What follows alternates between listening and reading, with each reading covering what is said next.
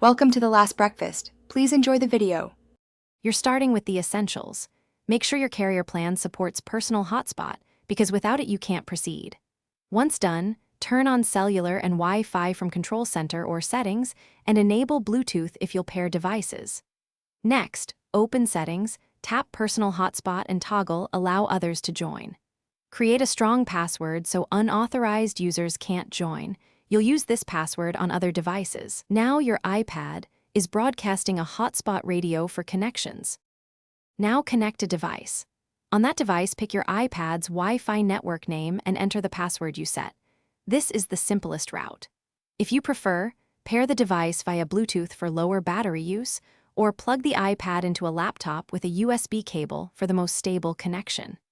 In Settings Personal Hotspot, consider toggling Maximize Compatibility if older devices struggle, and enable Auto Join for trusted devices. These settings affect speed and battery, so choose what fits your session. Wrap up by checking Settings Personal Hotspot to see connected devices and monitor cellular data usage so you don't exceed your plan. When you're done, turn off Personal Hotspot in Control Center to conserve battery and data. If a device can't join, first restart both devices and retry. That fixes most glitches. If problems persist, reset network settings via Settings General Transfer or reset network settings.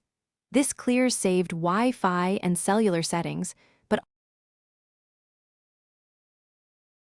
Thanks for watching. If this was helpful, leave a like and consider subscribing. See you next time.